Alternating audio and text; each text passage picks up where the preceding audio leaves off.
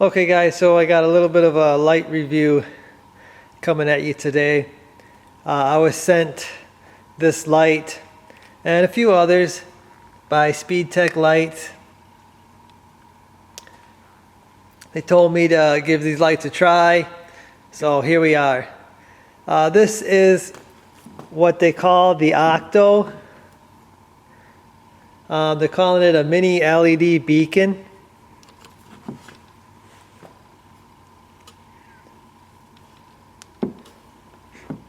And I thought this would work out really good for one of my Rangers or a tractor or something.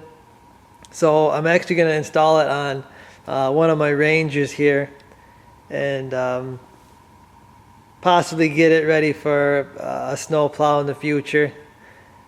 But this thing is pretty neat. I didn't measure it. It is magnetic. It's got a magnetic base. Also comes with this little pad here so you don't scratch your paint when you stick it down. So that's nice. I did stick it on the roof of my Ranger. My Ranger has a metal roof on this one and it sticks pretty darn good, so I don't think I'm gonna have any trouble with it falling off. It comes with a fairly long cord and a cigarette lighter plug. It's got an on-off switch that's lighted when it's on. And then you've got your momentary switch for changing the patterns. This has quite a few patterns. I guess they're saying 32. So 32 flash patterns. I was surprised when I went through them how many there was. I'm not sure I'm going to be able to show you all of them, but I'll show you a few of them. I've got it in amber, all amber. I'm sure they probably have amber white and stuff like that. I haven't really looked it up, but I'm sure they do have a few different options. So I'm going to plug this in. We'll show you how it looks when it's working before I get to installing it. So there it is turned on. This is actually the flash pattern that I like. I think it's the best one for getting attention anyway. But there's, like I said, there's lots of different patterns. You can choose different ones. This light actually surprised me because we've all seen those lights they sell at the stores, these beacons, and they are not that great. They don't really put off that much light, but this thing really surprised me at how much light is coming off this thing. I mean, it's a no joke little beacon. It's gonna be awesome for the Ranger, I think. It's perfect size for that. It's not overly big. It's gonna put out more than enough warning for when I'm plowing or doing something. So I guess let's go through a few of the patterns that this thing has.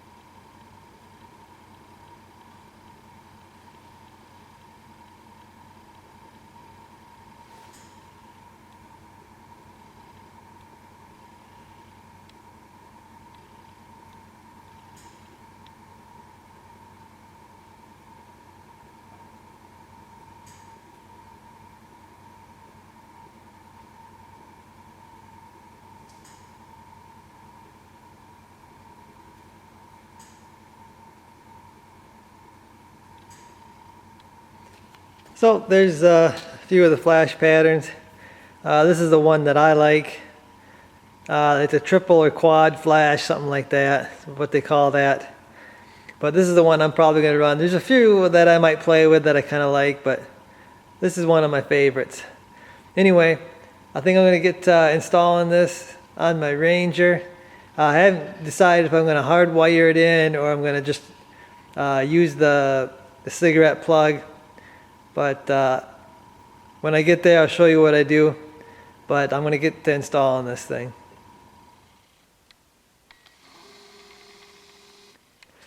So I got the light installed on my Ranger.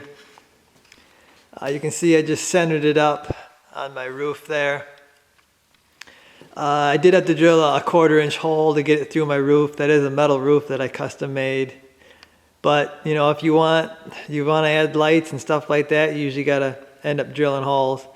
I usually, when I have to drill a hole like that, I'll put some RTV around the hole, both sides, front and back, to keep it from leaking. So there it is. It's going to be a little dark in here, but I run my wire around the roll bar, up under the roof here, again behind the roll bar, down the windshield, and then I come out right here. There's a hole in these Rangers right there, and I run that down and around. I have a switch box right here. You can see I've got a switch box to add a bunch of stuff. I've got it on this switch right here.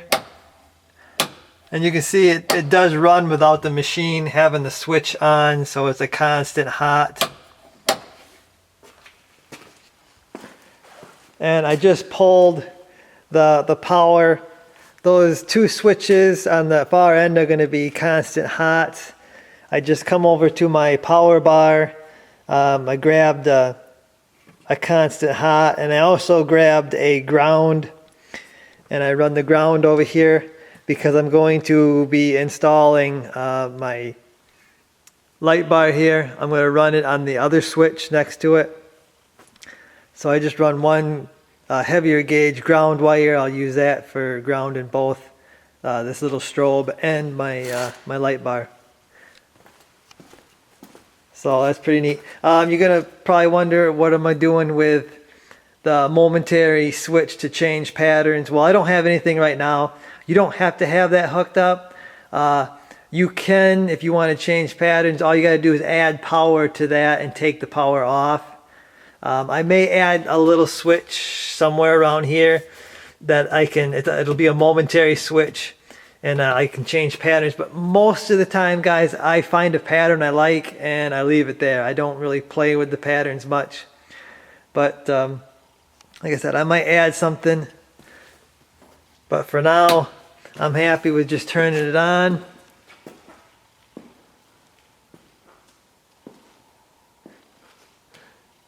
And there you go. You've got a strobe light. Like I said, guys, this thing actually really impressed me for what it is. I was thinking, you know, I've tried a few of those beacons that you can get in the stores, and like I said, I've been not very impressed with those ever. But this thing here is putting off some light. A little more information on this light, guys. It is 6 inches in diameter.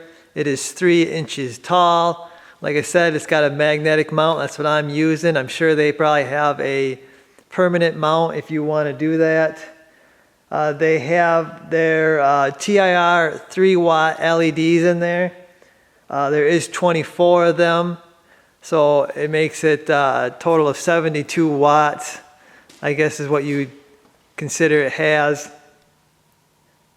9.5 feet of cable come with it. I think you got to add on that cigarette lighter if you want that. Otherwise, you got to hardwire it. But I like it, guys. I think it's going to work perfect for this. Okay guys, so a little bit of a tip on the wiring of this light. Here is what you get when you order the cigarette plug. You get a harness like this. I'm not sure if it comes with the plug if you don't order the cigarette lighter, but this unplugs obviously from the cigarette lighter. It's got a little catch on there, and then you can unplug it from there, okay? But this is on the end of your light, right? How do you get this through a small hole, you know, without drilling a huge hole in something? I didn't want to drill a huge hole in my roof. But a quick little tip is these wires can come out. You got to go inside and you got to press a little tab. There's a little tab in there. I'll show it to you once I get it out. But you press on the little tab and you pull the wire out. Press the tab, the wire comes out. And you do that with all three of them. And then when they're all three small like this, you can put that through a 1/4 inch hole, which is very small. The tab you got to push is right. The camera will focus on it.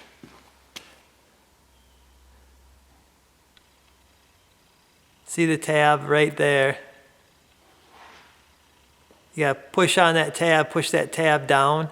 Now, when you do this, you might have to bring the tab up a little bit when you reinstall it.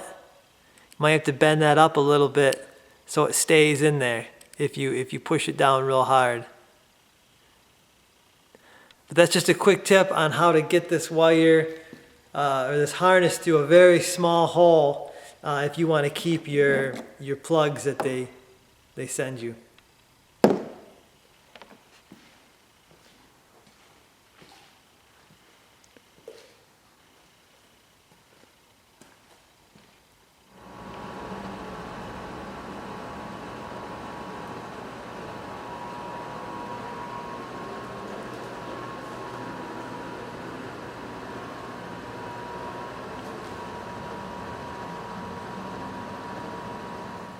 So I guess that's going to do it for this one, guys. I'm going to have links in the description and stuff where you can check this light out, get more information, and buy one if you want to.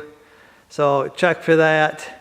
And like I said before, SpeedTech, they sent me a few other lights. And this is one of them. Give you a sneak peek here. Yeah. You're going to have to wait though. You're going to have to stay tuned to see what else I got. I'll see you guys.